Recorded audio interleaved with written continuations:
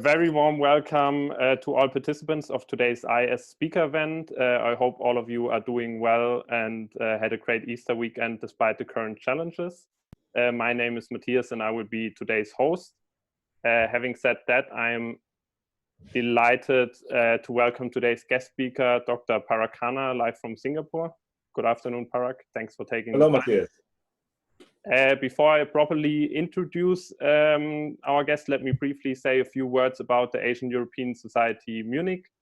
We are a non-profit Munich-based student society that aims to foster the mutual understanding between students from Asia and Europe. Therefore, our team of around 30 people organize a broad range of events such as today's one. So to all Munich students out there, I highly encourage you to reach out to us in case you want to be part of this fun and diverse community. You can learn more about us by visiting our website, aesmuc.de, or by following our social media channels. That being said, for those of you who do not know Parag yet, I will say a few sentences about him. I hope you don't mind if I quickly read it out. So, based in Singapore, Dr. Parag Khanna is founder and managing partner of FutureMap, a data and scenario-based strategic advisory firm. What this exactly means, Parag, you can maybe tell us a bit more later.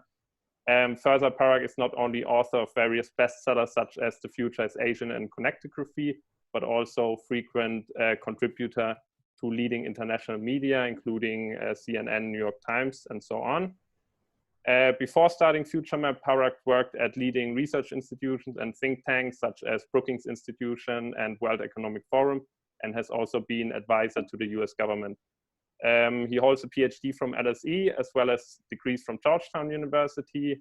Born in India, the US citizen speaks 5 languages fluently and has traveled to more than 150 countries, which is indeed quite a lot. Before I hand over to Parag, let me finally elaborate on the structure of today's session. Parag will start off with a short keynote on today's question, why is the future Asian, for around 10 to 15 minutes maybe. And afterwards, we will go over to the Q&A part, where we start off with some own and pre-submitted questions. However, all of you guys are also highly encouraged to ask questions during the event by using the Q&A function at the bottom of your screen. We will try to cover as many as possible given our time constraints. Again, Parag, thanks for being our guest today. We really appreciate it, and we are excited to hear your thoughts. Let me quickly share your slides.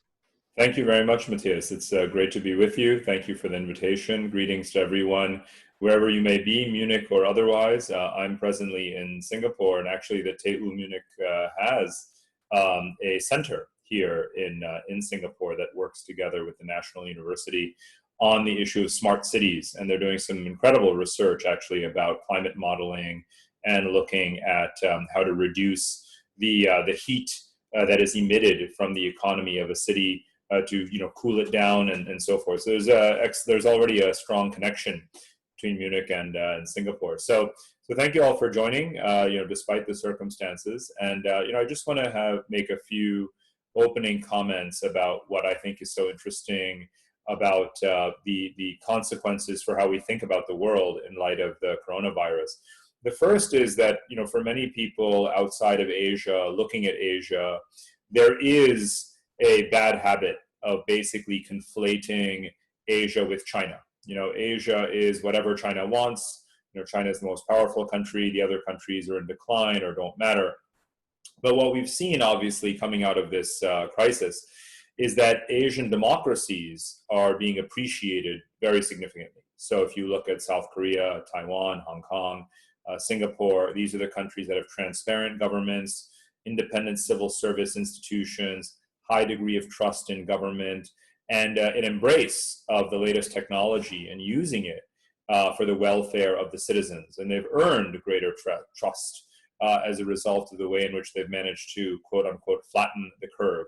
So I wanted to go back to one of the ideas that I talk about in the Asia book, which I call the new Asian values. Back in the 1990s, this expression Asian values was actually identified with very paternalistic, Confucian, hierarchical, and quite frankly, corrupt economic practices. Today, I use the term differently, these three Asian values that one finds across the region. And here I don't just mean East Asia. I actually mean, in a fairly aspirational sense, some of the things that you can find either existing in practice or part of the agenda of many Asian countries, whether they are democratic or authoritarian, whether they're East Asian, South Asian, or Central Asian. So what are they?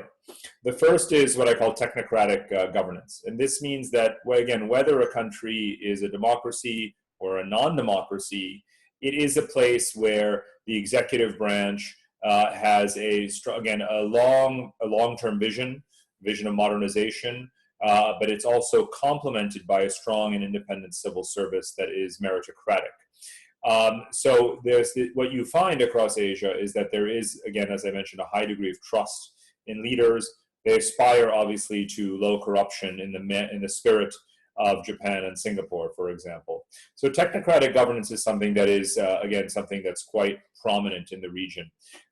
Voters want there to be an executive who has a long-term vision. The second is mixed capitalism. That means a strong role for the state in the economy. Not only a high share of GDP, but also a strong, sort of a degree of welfare provision and an ability to regulate or steer the economy in a way that supports critical industries and high growth sectors. So the whole idea of developing national champions, that's not something that Asians are opposed to. In Europe, there's a big debate about, even though European countries all have industrial policy, there's a big debate about just what role should there be in steering strategic industries and so forth. In America, it's been outright rejected until more recently, where the government has had no choice in the case of the post-financial crisis bailouts, and of course now the support that industry needs as a result of the virus. So mixed capitalism is the norm here. And the third is social conservatism, and here what I basically mean more is the idea of solidarity, social solidarity. Despite the fact that actually many Asian countries are very diverse, there is this willingness to accept, if not to subordinate, individual, I don't want to say individual rights, but individual desires for collective benefit when necessary. And you can see obviously how important that crucial factor has been, even though it seems very intangible, in the coronavirus response. Because when the experts said, please do stay home, please quarantine, please wear a mask, that's what the people did.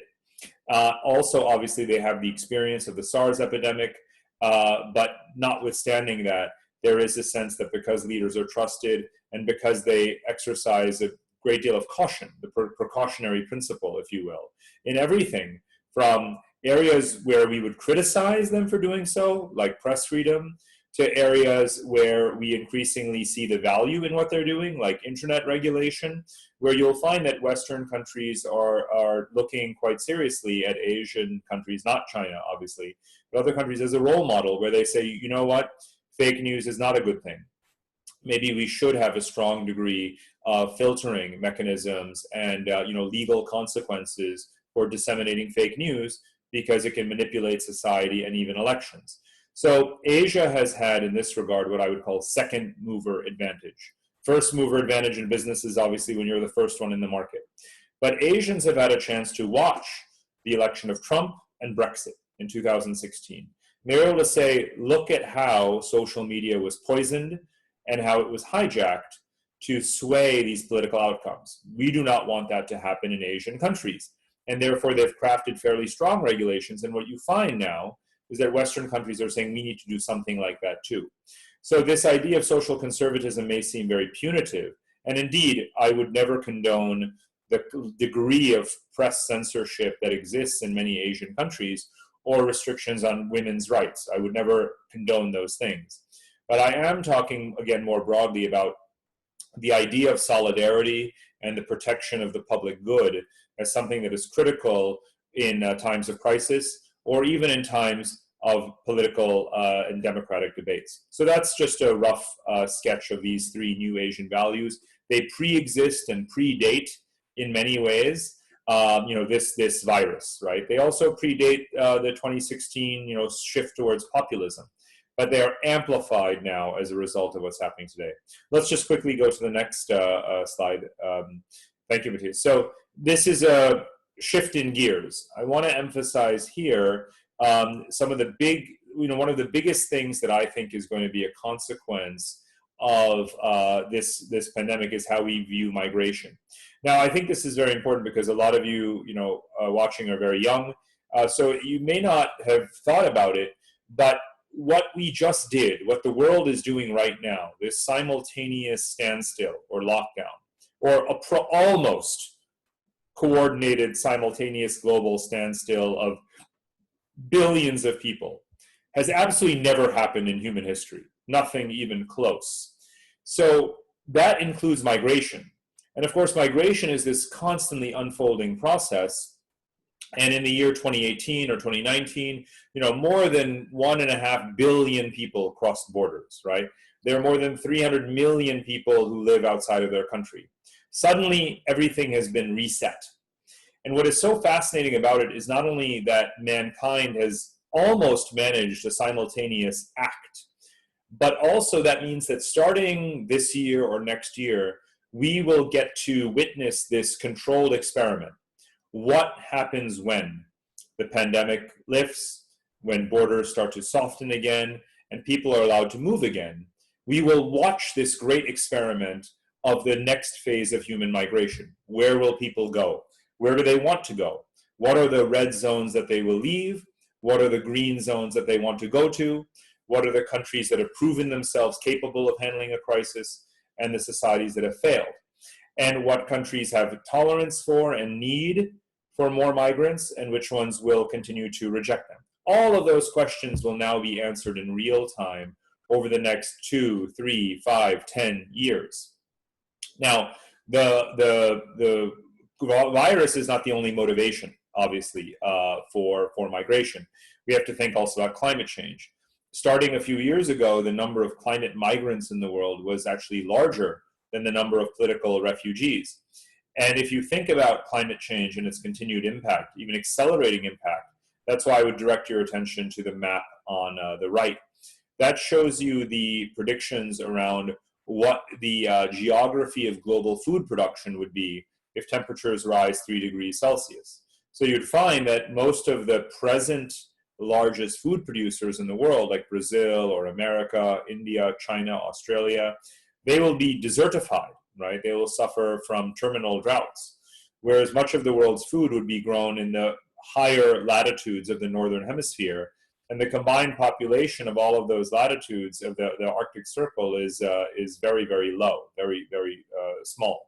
So it's a remarkable contrast, really, between where the world population is today, what you see on the left, and where our food supply will be, what you see on the right. Now, we don't all have to go live where our food is. That's not the point. The point is to say that things like climate change, food insecurity, obviously health security, unemployment and the cost of living, political crises, economic dislocation, labor automation, all of these forces have been accelerating the need and indeed the reality of greater migration. So we're adding another factor to that now, and I can imagine this experiment as it plays out really resorting the world population. Now imagine one other factor, digitization. Now you can study from anywhere. Everyone will have Zoom and WebEx now on their laptops. Sometimes you won't even be able to go to the country that you're studying in. So a lot of people will have more optionality in terms of where they live. So this is a second hypothesis that I think is worth, or just an area that I think is worth discussing. So I wanted to start just with those, those sort of propositions.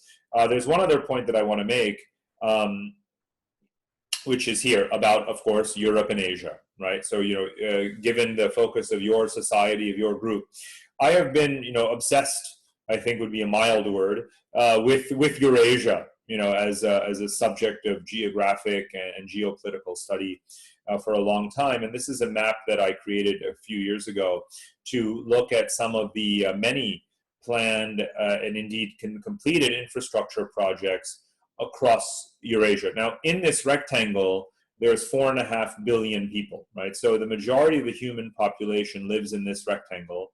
And in Europe, you're just off to the west there. So it's really important to understand the internal dynamics of Asia through this infrastructure connectivity that really began 30 years ago with the collapse of the Soviet Union. That's what really enabled Asian countries to, sort of move beyond the Cold War and to start to develop stronger relations with each other, more economic complementarities, and so forth. And all of this has really flourished over the last 30 years. The Belt and Road Initiative that China launched about 5 years ago is just the latest contribution to that effort. When we talk about Belt and Road, it's a subset of the new Silk Roads. It's not the entirety of it. And so to me, the relationship between infrastructure and geopolitics is a very interesting one. Because these, the projection that many people have is that wherever China is building infrastructure, it's taking over countries, buying countries, entrapping these countries in debt. But what also happens is that countries actually use this infrastructure, some do, as a platform for growth, for economic diversification, for job creation, to attract foreign investment from other countries besides China, and to decrease their dependency on China over time. And I think that is the dynamic that is probably the next phase. We can see this playing out, for example, in the area of infrastructure finance, because ever since China launched the Belt and Road Initiative, Europe has launched its Asia Connectivity Initiative, India and Japan have launched their Connectivity Corridors Initiative. The United States, together with Australia and New Zealand, have launched something called a Blue Dot Network to certify the sustainability of infrastructure projects. So what you have is not a situation where China dictates everything. You have what I call the infrastructure arms race. And in fact, Europe is involved in it, America is involved in it. And what that infrastructure arms race means is that you'll have more players involved, and not necessarily the dominance of China, but potentially the dilution of China. And this is very counterintuitive, and it certainly runs against the conclusion that most people are drawing right now about China's rise. But let me just make a final point, because you are all students of Asia. If you think about the last 4,000 years of Asian history, and I do mean the full Asian landscape, not just Greater China, what you would see is that only one empire has really dominated much of the geography that you see on this map, and it was the Mongols, and that was 700 years ago. And the pattern that's playing out today, a lot of people almost refer to China and the Belt and Road Initiative as if it's an effort to recreate this Mongol empire. It certainly is an effort to resurrect the Silk Roads in China's interest. But I'll end on the following point, which is that the event that did the most, in a way, to rupture the Silk Roads and to dismember the Mongol Empire was the Black Death of the 14th century. And if what we're experiencing right now is our 21st century equivalent, fortunately not with 30 or 40 million people dying, I think we're quite lucky in that regard. But what it did do is to fracture those Silk Roads. And today, again, what we'll find is that the appetite for a high amount of Chinese debt, the appetite for projects that one doesn't necessarily need, the desire to project one's own sovereignty and independence is growing. And therefore, we will find that Eurasia will, sort of not fragment because it's coming together, but there'll be more centers of strength and of confidence at a sub-regional level. And that the multipolarity that has characterized Asia for most of its 4,000-year history is likely to be the scenario moving forward. So I'll just end on that note and look forward to our discussion. Thank you. Thanks, Parag, for sharing your insights. So during our Q&A, we want to dive in a little bit deeper in some of the topics you've already mentioned, and also broaden up the discussion a little bit. So therefore, we prepared a structure for the Q&A. Let me quickly share my screen. You should be, there you go. You should see it right now on your screen. So thanks, Parag, again for the keynote. So we will start a little bit about talking Asia as a regional system. We will put a spotlight on big players and sub-regions. And coming further, we will have a look at Asia's rise in the world and ask ourselves the question whether this is a zero-sum game for the world. And in the end, there will be also time for a quick speed Q&A and also some open questions we haven't answered yet. Let me start off on a different note, Parag. Born in India, US citizen, PhD in the UK, now living in Singapore. One could easily argue that you are the typical world citizen. What might be more surprising to some of our participants is that you actually have a close connection to Germany and that you're fluent in German. So back in 2012, you said in an interview that, I quote, "Germany is the most equitable, efficient, and educated society today." Maybe you can briefly elaborate on your connection to Germany in the beginning and how you came to that conclusion back then. Sure. Well, you know, I do have a very long history with Germany, and my first visit to Germany was actually right upon the fall of the wall. So I think most of you were probably not born at that point, but I was 12 years old. And immediately we were living in New York at the time. And my parents decided that this would be a very monumental holiday. So we immediately got on a plane and we flew to Berlin. Well, to Frankfurt, and then we drove actually overnight to Berlin. So it was really a very memorable trip. And I have a photo somewhere of me sitting on top of the wall, most of it obviously still standing, immediately after November 9th, 1989. And I actually took a hammer and a chisel and I hacked away many, many, many pieces of the wall. And I took them all back to New York and handed them out to my 8th grade schoolmates. So I have, that was when my kind of love affair with Germany, and in a way my passion for geopolitics really began right then when I was 12 years old. And I then went to live in Germany as a high school exchange student. So I actually wrote my Abitur exam and everything, and then I came back for a year of university to the Freie Uni in Berlin. Then I've visited and lived in and out, of Europe several times. So when I lived in Geneva, I was visiting Germany a lot. Just 2 years ago, I was living in Berlin again with my family as the Weizsäcker Fellow of the Robert Bosch Academy. So I spent a semester in Berlin as well. So for most of my life, Germany has been one of the places that I think of as home. And I really do. It's to be honest, if I had to leave Asia because of rising sea levels or because of World War III, the first place I would probably go, I would imagine, might be to Germany, not necessarily to the U.S. So yes, it's it's a long history. And in terms of Germany's standing, sort of Standort Deutschland, for me, it's been something that I have been writing about for a long time. When I wrote my first book, which was called The Second World, Empires and Influence in the New Global Order, I was talking about Europe as an empire, and within that, looking at the very different models of capitalism and political economy. And I mentioned that, in Europe, in Western Europe in particular, with the welfare state and regulated capitalism, the average citizen has a certain security in their quality of life that the average American doesn't have.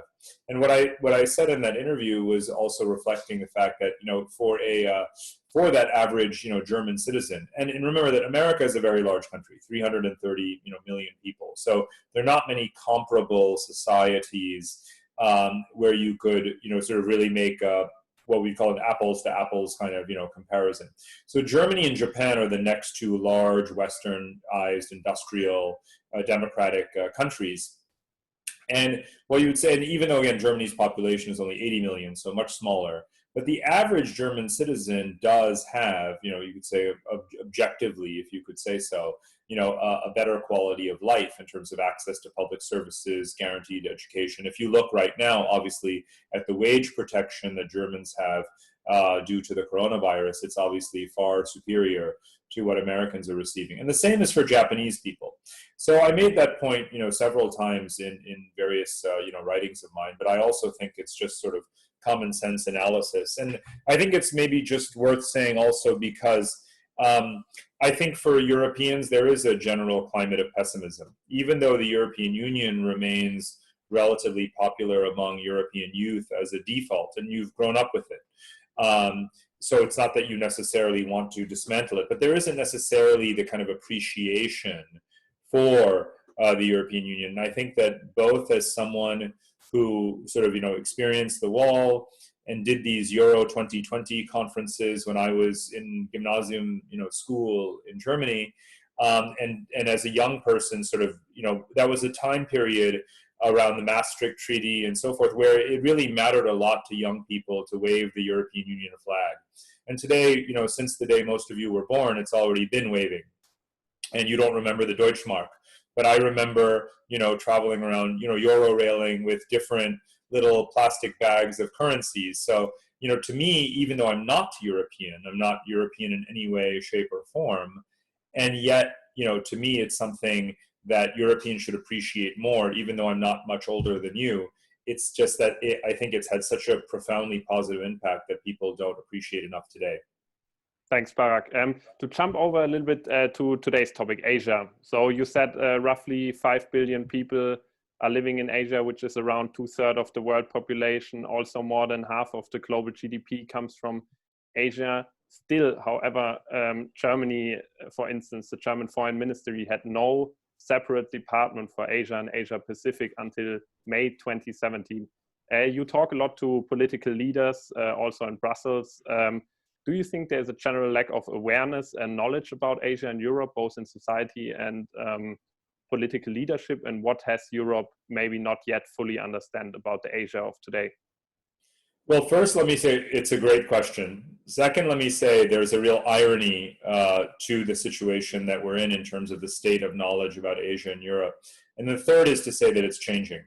So let me get to the second point. The irony is the fact that obviously in the Western mind, it was European colonial powers that discovered Asia, right? Whether it's missionaries or whether it's traders or conquerors, right? Going back to the Portuguese and Spanish and Dutch empires. And of course, it was the German philologists who, in their romanticization of Asian culture, did a lot of work in translating Asian languages, Asian customs, religions, history, philosophy, into German, Dutch, and English so that they could become the foundation for Western knowledge and learning about Asia. So it's obviously so ironic then that the state of knowledge about Asia is so lacking today in European policymaking circles. And one finds that even in Britain, which is again ironic because so much of Asia was ruled by Britain. One finds it in France, in Germany, and I've had many, many dealings with the Auswärtiges Amt over years and years of dialogues. And every time I go there, I say I almost dread, the simplicity of the conversation, because either it's all about China or it's all about human rights, right? And on the human rights, on the China part, again, I've said that, most of Asia is not China. Most Asians live in democracies, not in China. And, those simple facts really have to, be drilled into European minds so that you appreciate the incredible scale of Asia today and the diversity of regimes. Now, the second point about human rights is well taken, obviously. And I applaud Europe for its, sort of consistency, at least in talking about and raising human rights issues around the world. But there's two things lacking there. The first is, A, what are you going to do about it? What do you actually do about it, right? Does Europe actually prohibit arms sales to certain countries? And the answer is yes for some and no for others, right? Do you provide the degree of technical assistance to improve standards of governance? The answer is yes in some cases, not in others. But I would like to see, quite frankly, a much more confident Europe. Europe is the standard bearer for human rights in terms of regions of the world. And I would like to see Europe be so much more confident if it wants to talk about human rights so much. But the second aspect where I'm left, very disappointed is a lack of appreciation in governance. And this is very important because human rights and democracy are very, very essential aspects of good governance, but they're also not enough. And I mentioned in the first slide the role of an independent civil service and these independent institutions.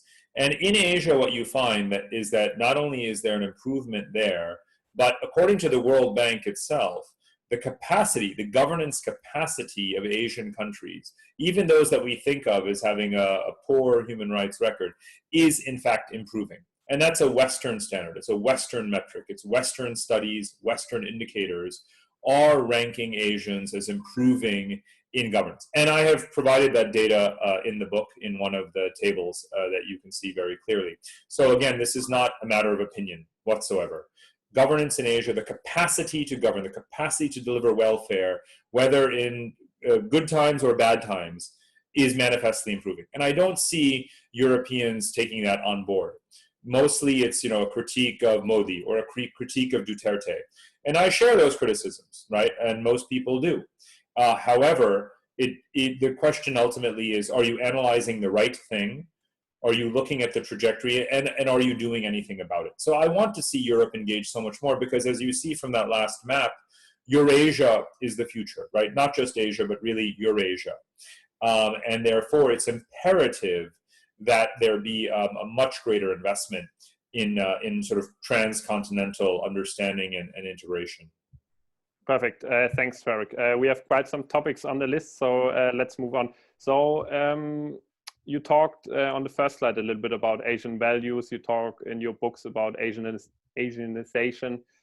This obviously also includes soft power and cultural aspects.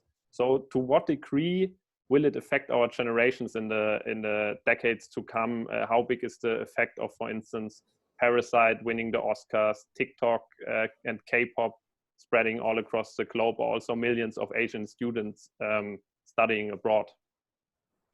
It's a great question. So this is one of the things that I tried to, quantify in my research, is to say, this Asianization phenomenon is happening, but culture is something that is often so intangible. Sort of like, lots more people watch Bollywood movies, so what?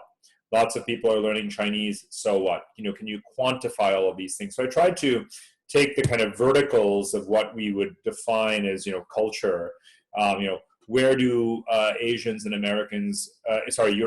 Americans go on travel and holidays? Are they increasingly picking Asia? Are they in fact learning Chinese or Vietnamese, Korean, Japanese, Hindi? Are they taking Bollywood dance classes? How many Asians are winning Nobel Prizes or the Palme d'Or or Oscars?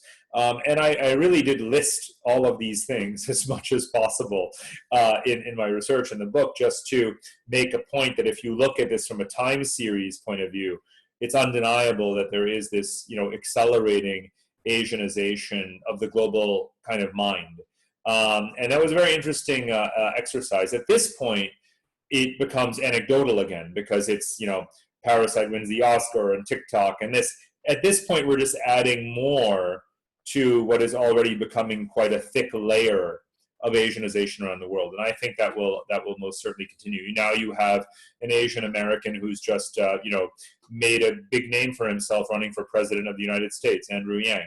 So I think that we will reach a point where we'll no longer treat, Asia sort of the other, because there will be so much of Asia in us. And I make the point, in the book, that that's not an aggressive thing. It's not a triumphalistic thing.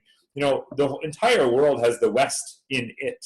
And I spend a lot of time in the book talking about how Asians could never expunge Western history from Asian life, right? Whether it's parliamentary democracy, the systems of government, the languages that are spoken, the very idea of sovereignty, such as it is with the demarcation of borders, all of those are Western, part of the Western experience and history and imposition, if you were to be negative about it, on Asia. But you don't hear Asians saying, we want to stamp out the Western imprint on our past, right?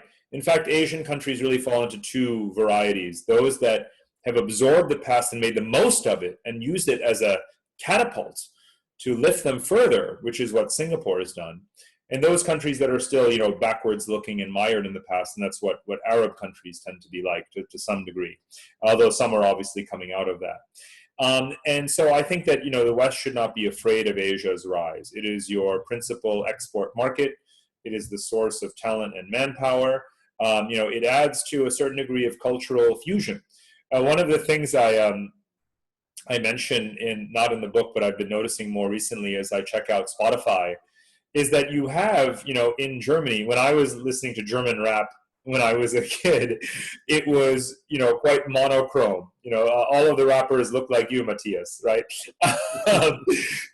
Today you have Eritreans and Persians and Turks and even half Vietnamese and Chinese, dance artists and rappers in the German music scene.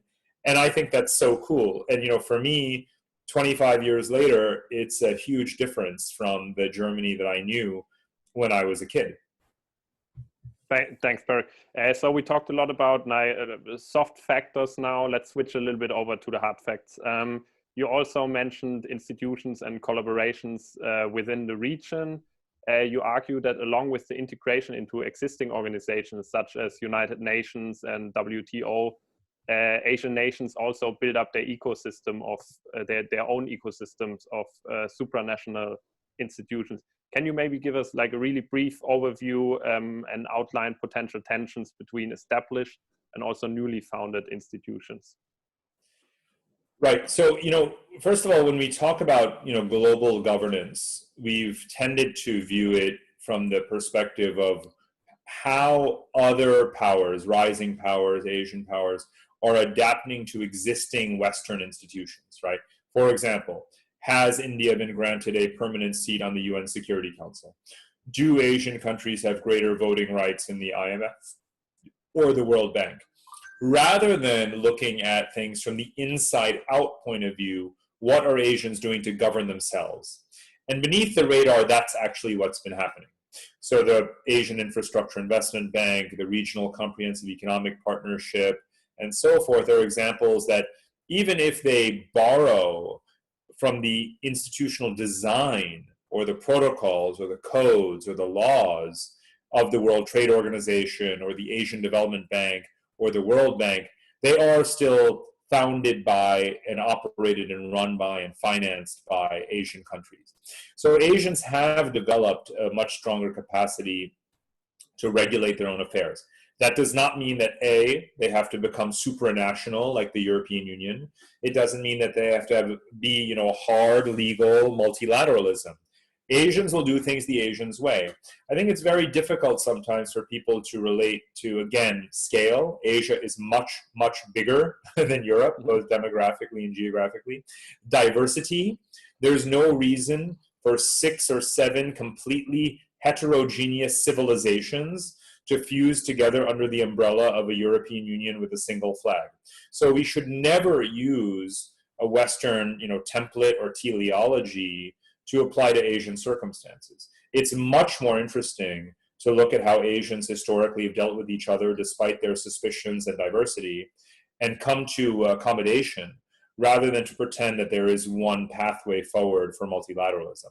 So Asians have found a way, for example, and this is obviously very important, over the last 30 years to, keep World War III at bay.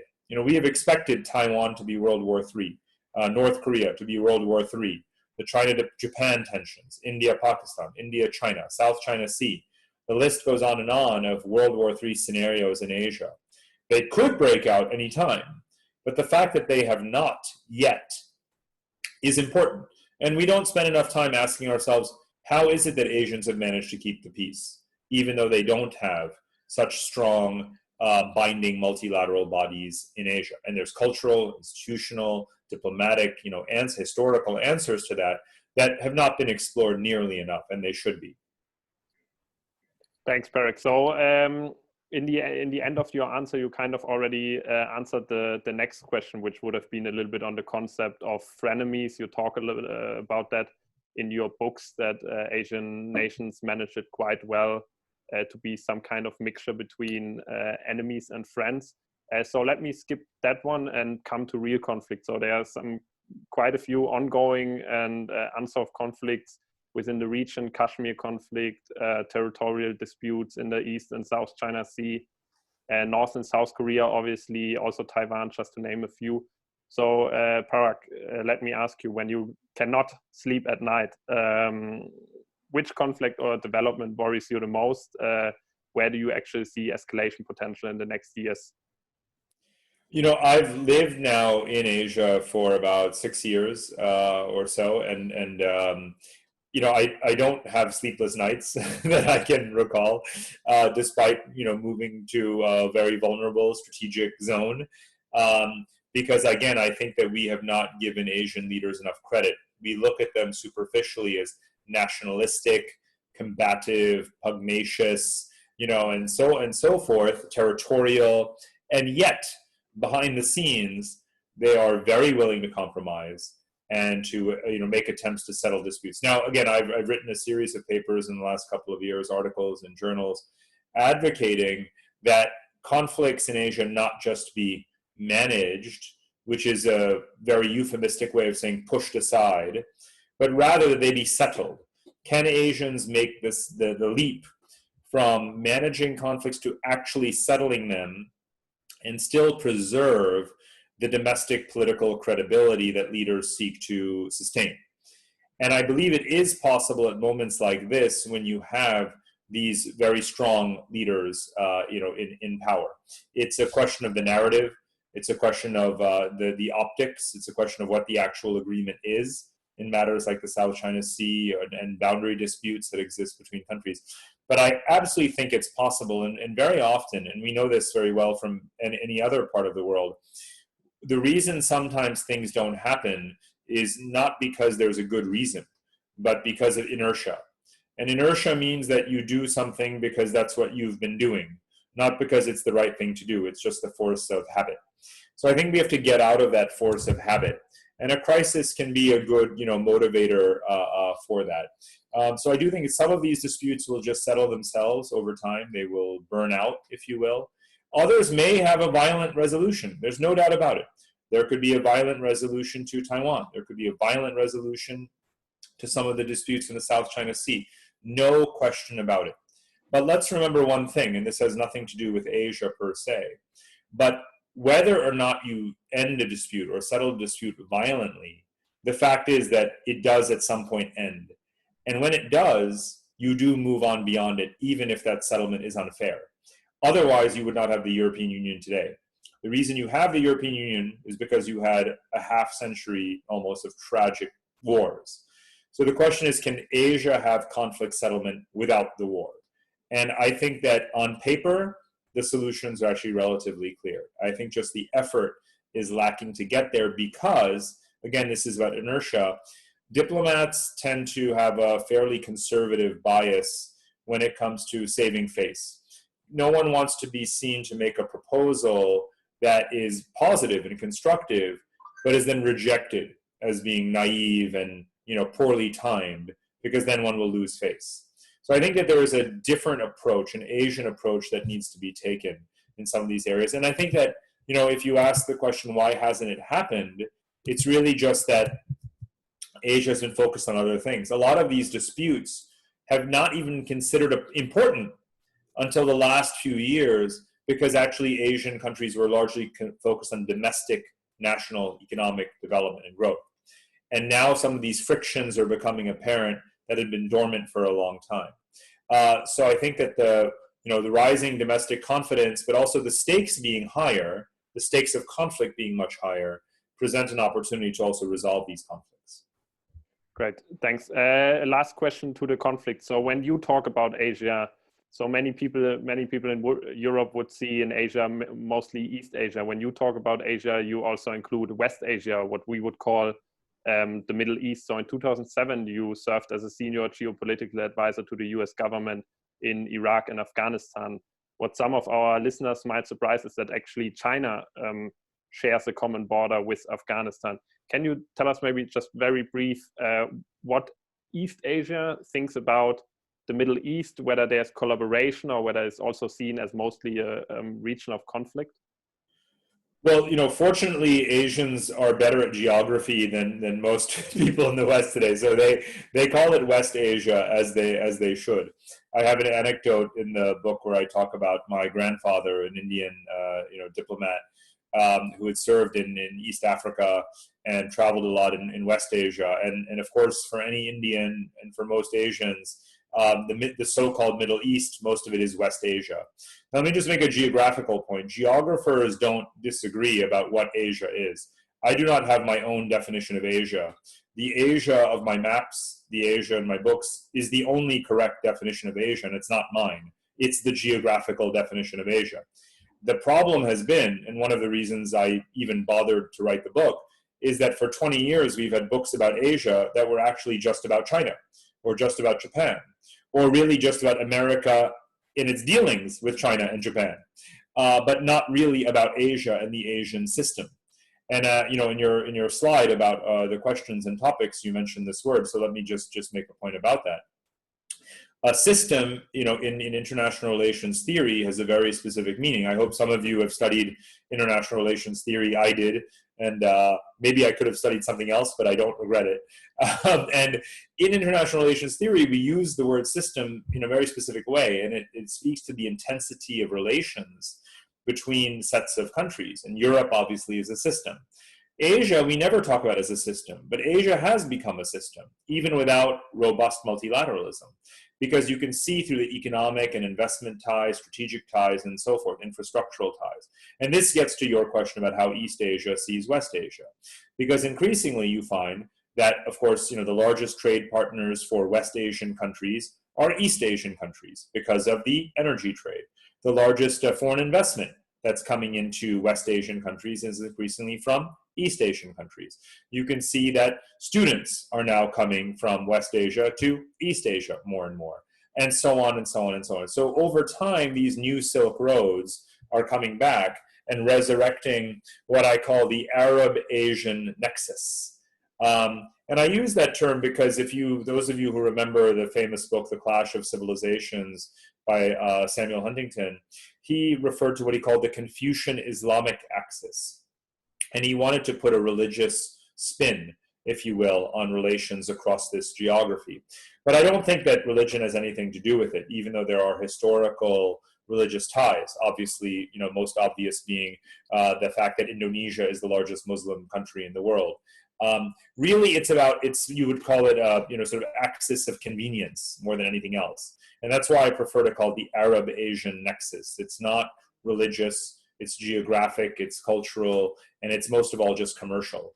So right now, East Asia sees West Asia as a troubled zone, but as a zone of opportunity, because obviously it's where a large amount of commodities come from, and it's a passageway to very important trade routes, to the Mediterranean Sea, and obviously to Europe. Perfect, thanks. As time moves on, I would skip a couple of questions on China, but we had from two participants pre-submitted questions. One of them was, along with China's rise in the world, you can also witness a growing level of xenophobia, especially accelerated also due to the Chinese origin of the virus. Do you have any thoughts on how to deal with that? What are the key success criteria for peaceful rise of China? And vice versa, also, what does the world need to understand about China? Maybe a brief answer, if possible. A brief answer to a very big question. I've noticed in the last, few weeks, obviously, that a lot of people have been making commentary online about how China is trying to rewrite the narrative about the origin of the virus. It is trying to portray itself as a hero in helping countries combat the virus through its health Silk Road, provision of medical supplies, and therefore, the world may one day whitewash, the sort of Chinese origin of the virus. I find such commentary rather comical because, again, most of the world population lives in Asia. Therefore, most of the world population is very aware of where this virus came from. Most of the world population is not imbibing Chinese narratives and propaganda. They're not remotely interested in it. They would never believe it. And so I don't think that the world is going to forget, because most of the world is Asian, and most of the world therefore knows China much better than the people who are on Twitter, talking about China's good deeds, would suggest. So I think that backlash would be one way of putting it. but certainly the suspicion of China continues to rise. But again, this would not be the first instance. This is at least 20 years worth of accumulated grievances that countries have. Even when they cooperate with China, the suspicion is very, very high. And I think it's going to be that way, effectively forever, if I can even use that term. If there's one thing I can say very certainly, it's that, I can't think of any country where even when the cooperation with China is strong, the suspicion is also not very high. I don't think that anything that China can do can change that, quite frankly. I really don't. I don't even think that a change in the nature of the regime would change that. A change in the character of the regime certainly wouldn't be enough. Even a change in the nature of the regime wouldn't be enough, because it is still going to be a country that's going to act, in thoroughly nationalistic ways. And if it has a zero-sum approach towards trade, towards industrial policy, and above all else towards the environment, then that is going to have direct, tangible, negative consequences for Asian neighbors. And of course, they will blame China. Thanks, Parag. Another big player in the region, obviously also India. We had another question on this. And so although India is still growing rapidly, however, it's obviously lagging behind China maybe 2 decades. So in this regard, one of our participants wanted to know, where do you see the underlying reasons for it, and what are the key success criteria for India's development in the decades to come?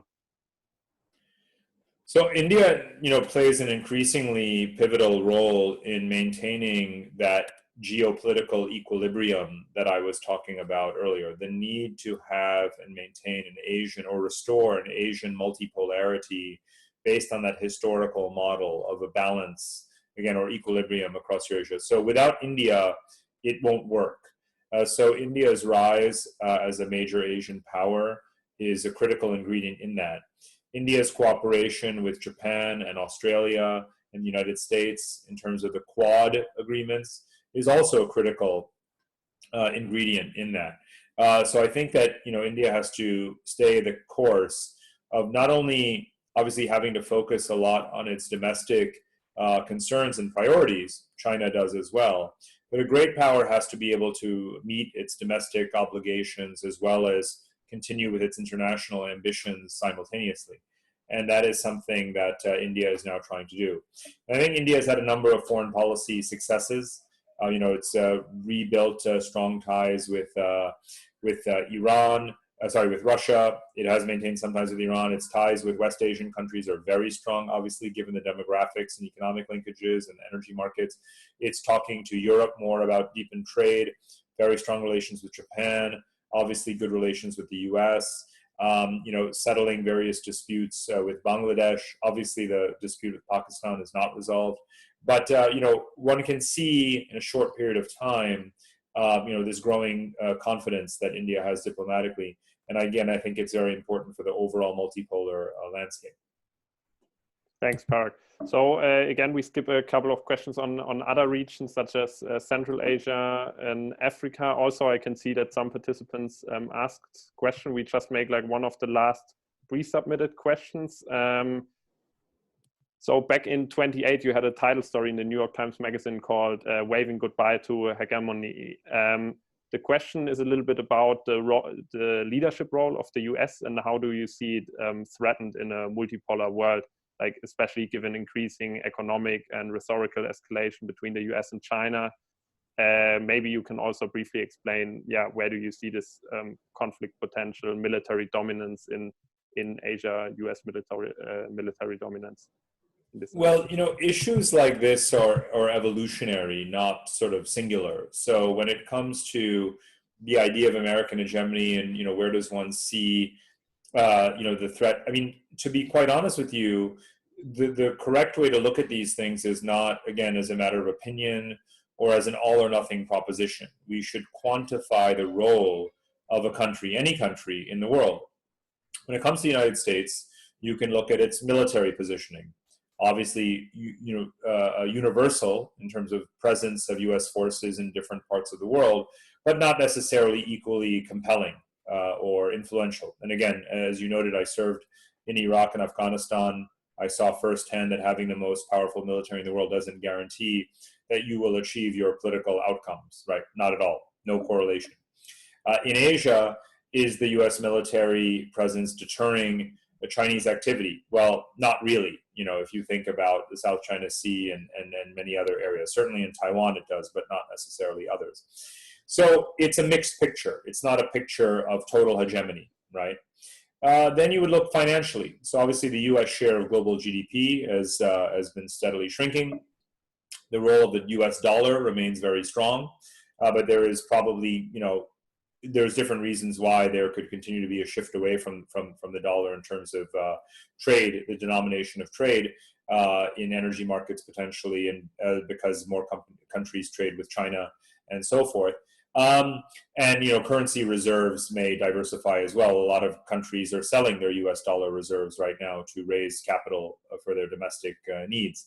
There's technology. So, American technology companies, are obviously very powerful, very, very influential, very high quality in many areas, but the edge has eroded significantly because Japanese and Koreans and Taiwanese and Chinese now make their own semiconductors, they make their own mobile phones, hardware and software.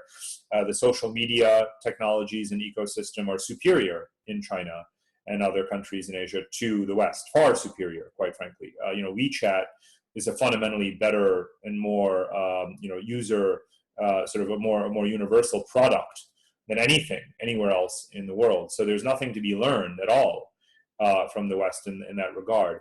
So you would take these things issue by issue by issue. If you wanted to talk about the US role, you wouldn't just say, oh, well, it's soft power is high this year, or it's low this year, or Trump got elected, therefore America is going to lose credibility. But if Joe Biden gets elected, then suddenly America will be number one again. That's not the way any serious scholar or student should ever look at these things. And by the way, I never use the term soft power other than to parody it as I was doing just now. I don't like the term at all, because if it can't be measured, it doesn't really matter. Or it's far too volatile variable to be useful. So, I think the US, the bottom line is, in a multipolar world, America remains one of the poles, right? And it remains a very significant pole. And not only America, but North America is obviously the most geopolitically stable region and continent of the world, rich in resources and manpower and industry and technology and capital. So I don't actually worry about America remaining a pillar of global order. The question is simply, in different parts of the world at different times, in different ways, whether or not it's actually a dominant force or a more or less influential force, that's going to change. And the same goes for China. China can trade with a lot of countries, build infrastructure in a lot of countries, but one of the things that I study the most is to what extent you find that countries, even if they're weaker, even if they have asymmetric relationships with China, they are able to steer China, shape China, resist China, write their regulations so that China cannot buy into a substantial share of their economies and things like this. Thanks, Parag. One thing is for sure, we need a second session. There are far more questions than time. However, quick end, just one sentence to a brief question. China without a CCP is? China without the CCP is? Can you hear me? Yeah. Just finish the question. It's just a quick. Oh, China without the CCP is still a centrally governed unitary authoritarian state. Okay. It's still China without the CCP is still a techno-authoritarian state.